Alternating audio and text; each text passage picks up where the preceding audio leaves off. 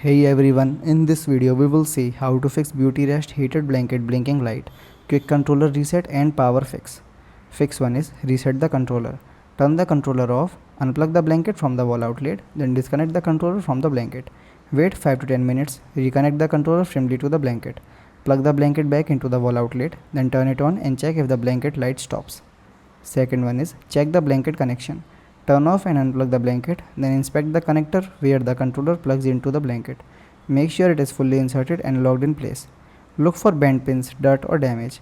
Plug it back in securely and test. Third one is let the blanket cool down.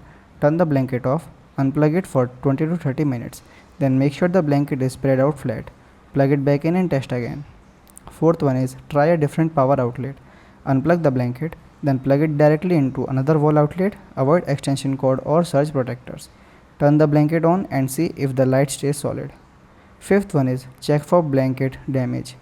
Lay the blanket flat, then look for worn spot, tears or damaged wiring.